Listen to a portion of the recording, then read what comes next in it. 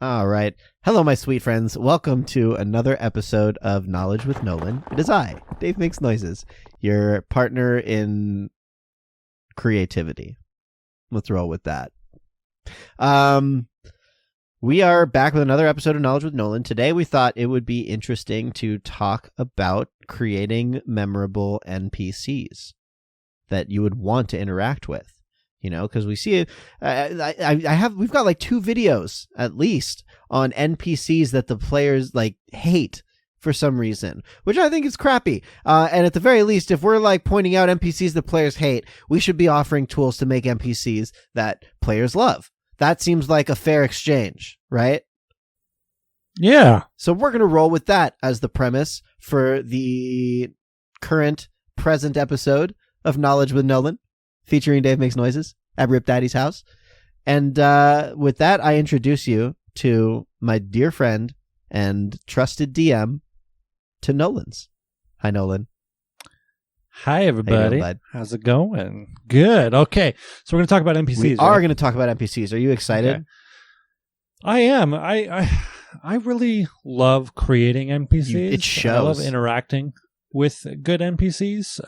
All I have to say is OJ, and you know exactly what I'm talking about. Yes. Amazing.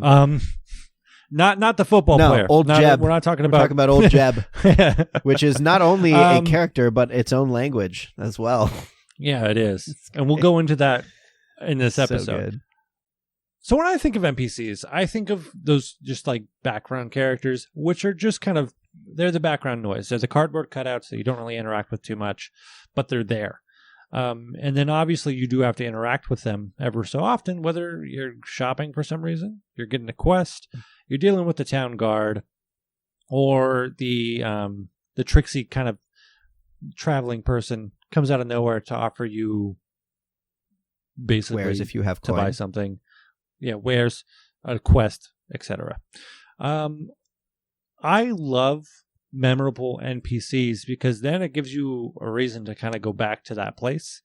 It gives you memorable moments, and it makes you care as a player, and it makes you care as a DM. I agree. Say you went into a town, and so like you were there for maybe 30 minutes in a session, you bought some stuff, and literally all you did was like, hey, cool, DM, I'm going to buy a longsword. Cool, it's 15 gold. You're good to go. And you come back a few sessions later and the place is destroyed, or maybe it's under siege, and you're just like, I don't really care. Yeah, you don't develop any attachment to it. Like, you don't have any reason to come back. Yeah. But then, say we repeat that situation, and that shopkeep is the best damn shopkeep you've ever met, or like you really care about the population or the mayor or whoever, and it gives you more reason to want to like fight for that city or go back and visit. Say it's like, well, you know, we could go to Old Town or New Town. Maybe let's go back and see what's going on with Mr. X or whoever. Yeah. I like that. I'm like for instance, Yukon. Like I love. Like I'm always looking forward to going to see Yukon. He's such a memorable character. Yeah, although to be fair, he was not really initially an NPC to begin with. But players can become NPCs. And absolutely, that's another topic for another day. I've heard of that being done. I don't think that's out of the ordinary. Yeah, like you can retire to NPCdom if you play hard enough. So, yeah, one of my characters is now retired to NPCdom. I never want to play that character again just because I've done all I can with that character. Yeah, you have. I've broken the universe as far as it can go. Broken. And if I want to do anything else, that's the DM's job to decide what kind of stuff is happening with that character. Like you don't just like give a player character wish.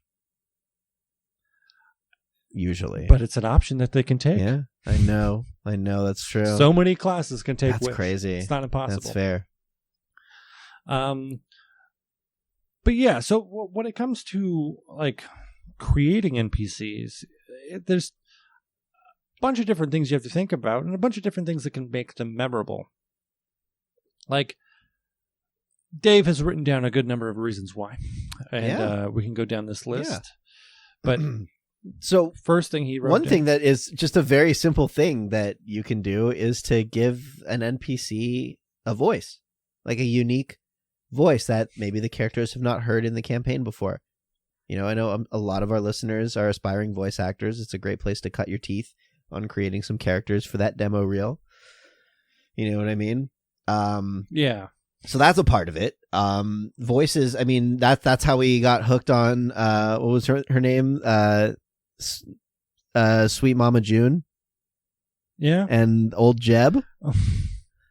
And Zig Bob. Zig Bob. I remember Zig Bob. Like, Zig Bob was great. I am not a voice actor. No, but you're creative enough with voices that you can like fake it.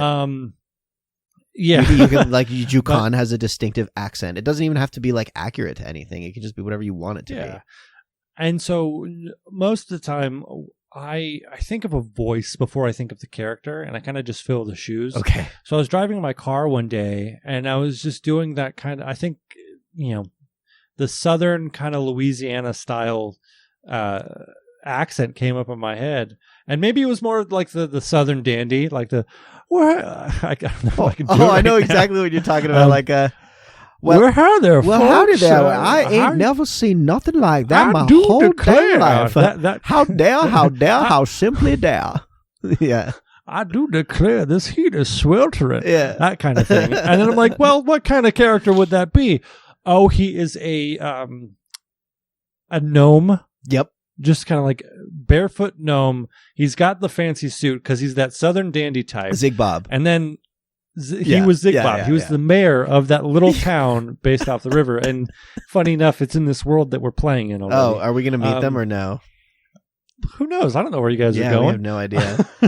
But then I was like, well, who does Zig Bob associate himself with? So you have this mayor. He's the quest giver. He's like, we got a problem over here in this swamp.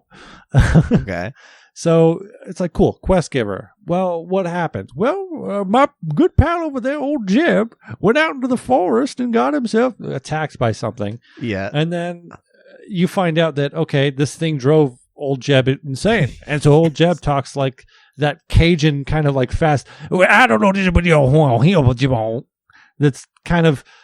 It's just like old man gibberish.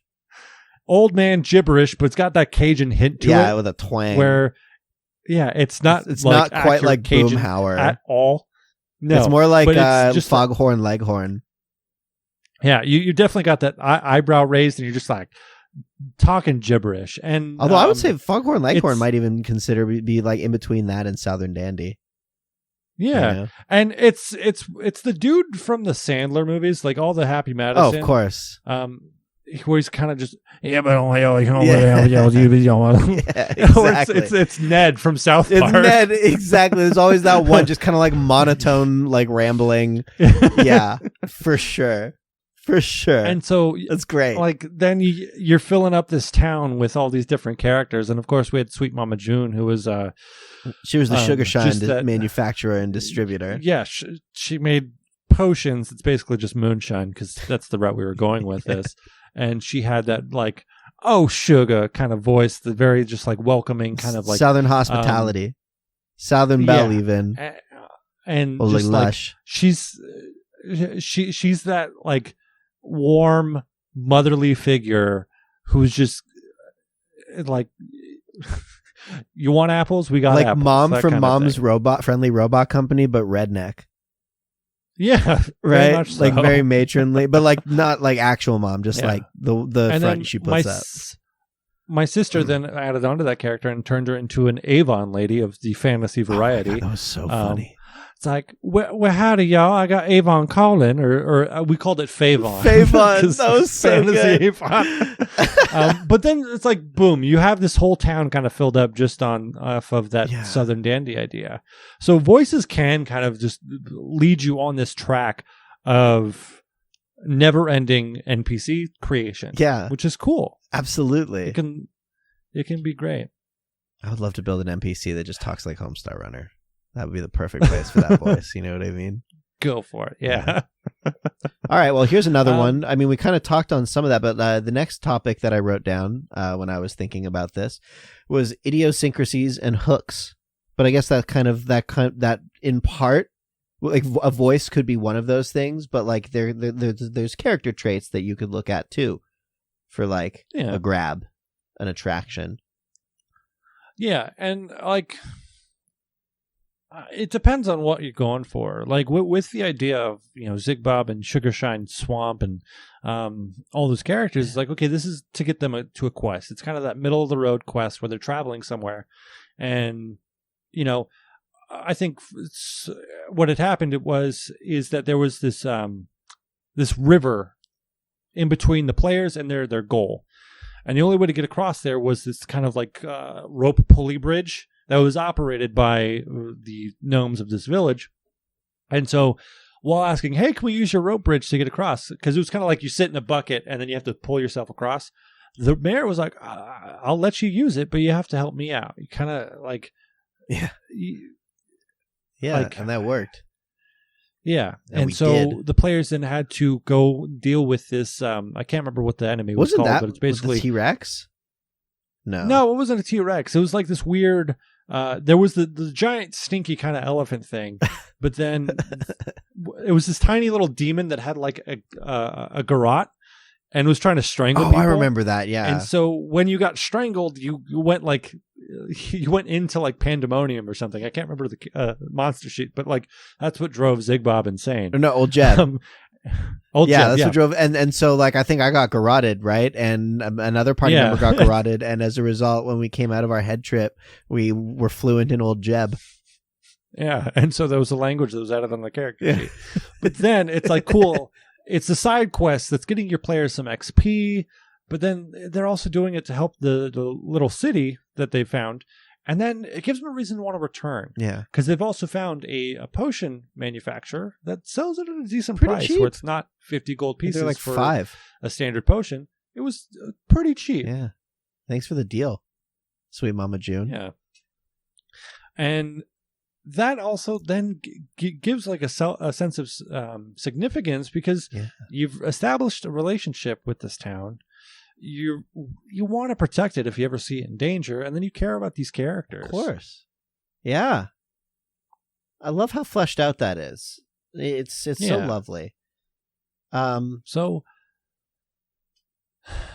when it comes to just creating NPCs, just like, it might just be that simple idea where you're thinking, especially when you're creating characters that you want to play. Yeah. Obviously, any of those characters are like, I could play that for a full campaign. But maybe some of those character ideas can be an NPC. Because, you don't want to see my D&D Beyond page. It's got millions of characters that I've built already. And I'm never going to get around to playing them all. You are a nerd, my friend. You are a true nerd. Yeah. I want to see the number, though.